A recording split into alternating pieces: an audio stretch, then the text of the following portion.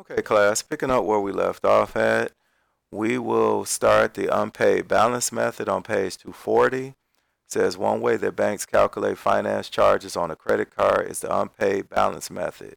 In this case, interest is charged only on the balance left over from the previous month. Suppose that you had an unpaid balance of $356.75 at the beginning of August and made purchases of $436.50. A payment of $200 was made during the month. The interest on the unpaid balance is 1.8% per month. Our goal will be to find the finance charge and the balance on September 1st. The billing cycle for credit cards and loans can begin and end on any day of the month. However, for the examples given in this lesson, we'll assume the cycle ends on the last day of the month. Okay, problem number 1. It says find the amount of interest that will be charged on the unpaid balance. Show your work. So we have $356.75 times 0.08. So, I'm sorry, 0.018 because it's supposed to be 1.8%. So it's $356.75 at 1.8% interest, which we have here. And this will equal to $6.42. Now we go to number 2.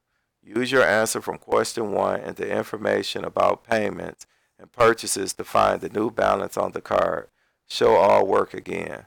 So you add $356.75 plus the $6.42 plus the $436.50 of new purchases minus the $200 payment. And that would give you $599.67. That's what's left on your credit card. Okay, now we go on to the next page. We have the average daily balance method. Because a company that issues credit cards doesn't make as much money when users pay off the balance every month, they sometimes charge an annual fee for use of the card. Another way for them to make money from all users is to use the average daily balance method for computing the finance charge. In this method, the balance for each day of the month is used to compute an average daily balance, and interest is computed on that average. So in effect, consumers start paying interest on the day they make a purchase. Ouch. Calculations using the average daily balance method can be done in a series of steps. As illustrated by the next set of questions, the credit card statement shown here displays more detail on the account we studied in questions 1 and 2. So we have these values here, and now this is the date and what's left on the card. It says the goal is to find the average daily balance, the finance charge for the month, and the new balance on September 1st. The interest rate is 1.8% per month on the average daily balance. Step 1. It says find the balance on each day that a transaction occurred.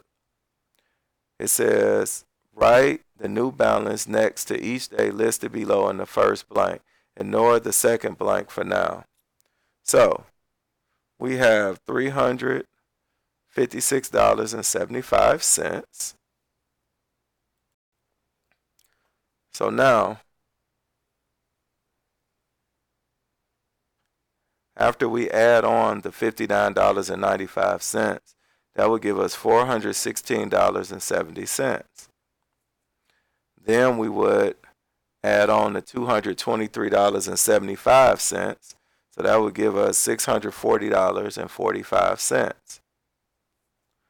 Then here we made a payment of $200, so we would subtract $200 from the $640.45, and that would leave us $440.45. Then we made another purchase of $152.80, so that would be $593.25. Now, we want to count the amount of days that we have here. Okay, from August 1st to the 7th, that was 6 days. From the 7th to the 12th, that was 5 days. From the 12th to the 18th, that was 6 days. From the 18th to the 24th, another 6 days. And from the 24th, August ends on the 31st, that'll be 8 days. Now, when we add all of this up, this should actually give us 31 days. So 6 and 5 is 11, plus 6 is 17, plus 6 is 23, plus 8 is 31. Now it says, find the number of days for each balance.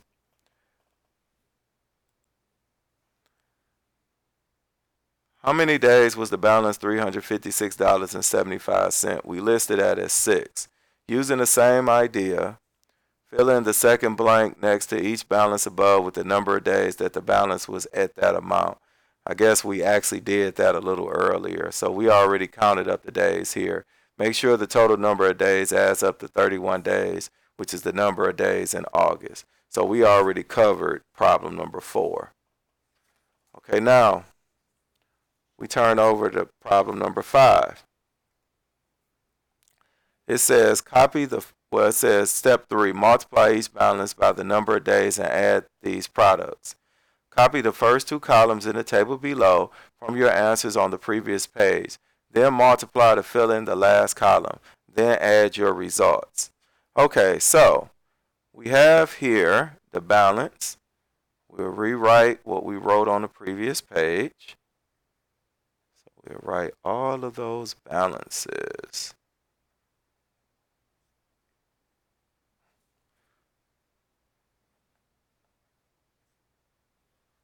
Finally, $593.25. We'll do the days, 65668. And now the balances. What we're going to do is multiply the balance by the days. So when you put this in your calculator, you'll take this 356.75 times 6 and so on. So this would be 2,140.50. This would be 2,083.50.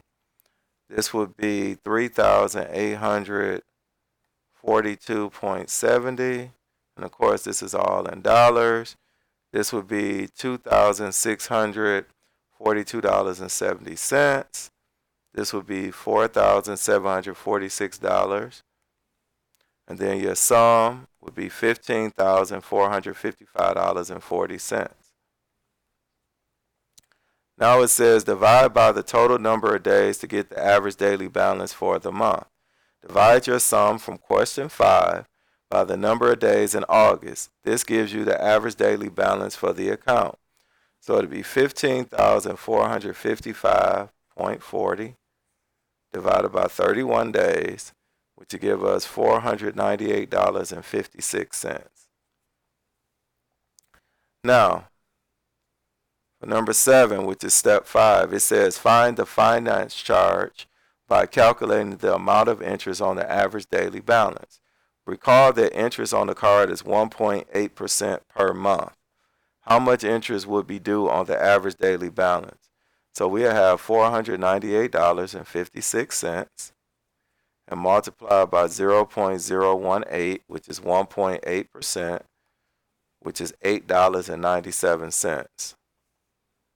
Now we go here to number 8, which is step 6. Find the new ending balance by adding the finance charge to the last balance.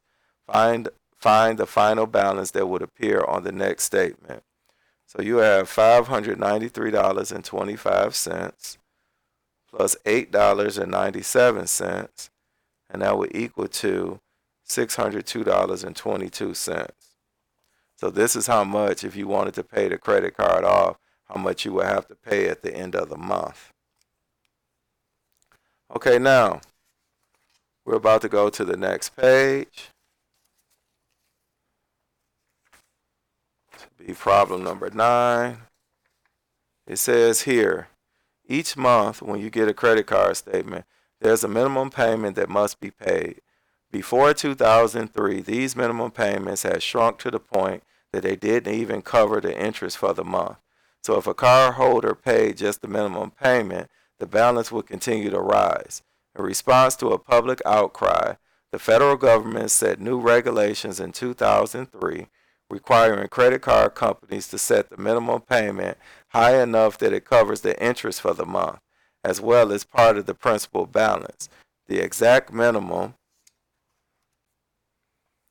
payment formula varies some from company to company. This is not to say that making minimum payments only is a good idea. If at all possible, you should always pay off the full amount each month. This is the only foolproof way to make sure that you don't get in the habit of spending more money than you can afford. We'll close this lesson by examining the effects of making only minimum payments. Suppose you have a $2,300 balance on a credit card with an interest rate of 1.25% per month, and the minimum payment for any month is the amount of interest plus 2% of the principal balance, or $5, whichever is higher. If you don't make any more purchases on that card and make the minimum payment for 6 months, how much will you pay down the balance? Let's find out. By the way, the interest and minimum payment percentages in this problem reflect industry averages in 2015. Now, this certainly sounds like we'll need to compute some interest. After all, we were told that the interest is 1.25% per month, but sometimes problems contain extraneous information. Read the problem carefully and explain why we don't need to worry about the amount of interest in calculating how much the balance decreases. Okay, up here we have, where is that statement at? It says here that the amount of interest plus 2% of the principal balance. So we'll pay all the interest off each month. So it will have no effect. The balance will decrease by the 2% of the principal.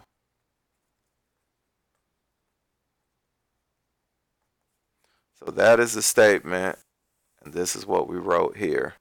Because if you're going to pay the interest and then plus 2% of the principal balance, every month your principal balance is going to go down and you're paying the interest.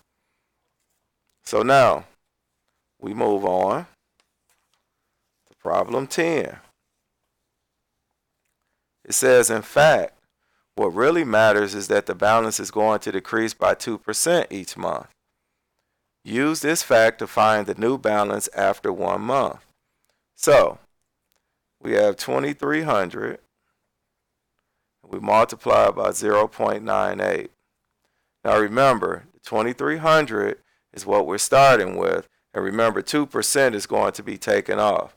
So that would leave us $2,254. Now, remember, it's going to decrease by 2%. So by decreasing by 2%, if we paid the $2,300, we would be paying 100%. But we're saying it's only going down by 2%, so that's where we get the 98% from, because that's how much would be left, 98% of the previous month. Now, number 11. Repeat your calculations from question 10 5 more times to find how much the balance would have decreased after 6 months.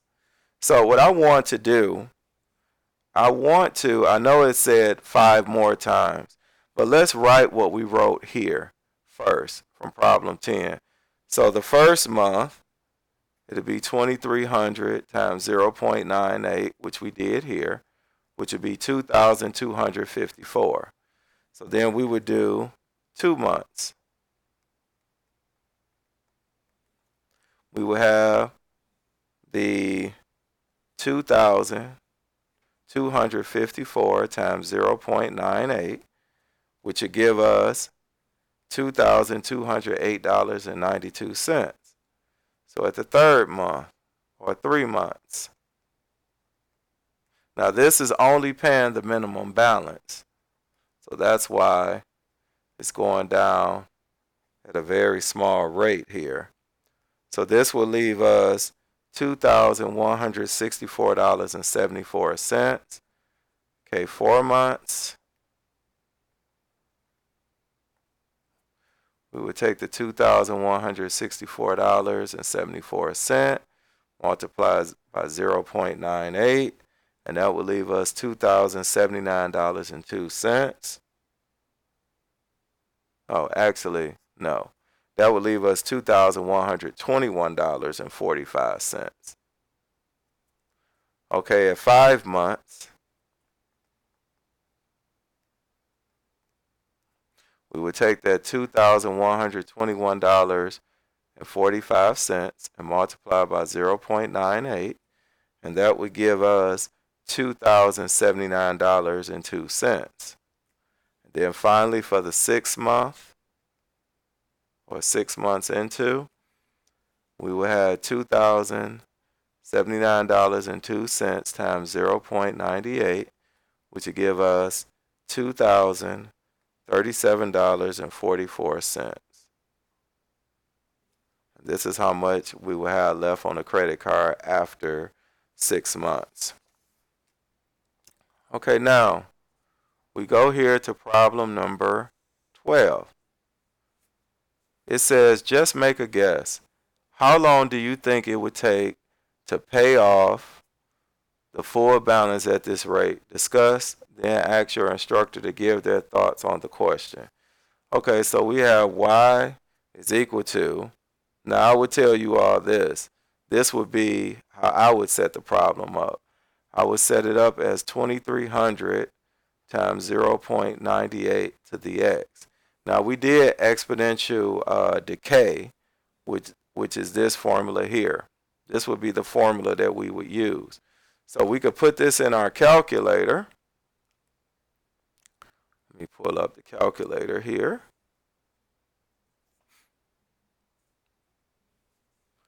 All right, we'll go to y equals, and we could put this formula in, 2300 times 0.98, and we have raised to the x power.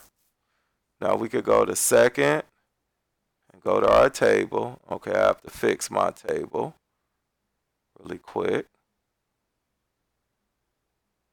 Okay, now we could go to our table, and what we would do, we would go down as far as we can to where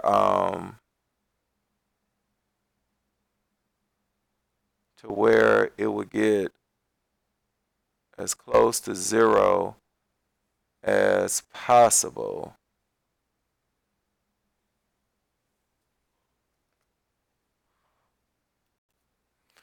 Okay, class, I took the liberty of scrolling down to the number we need to go to.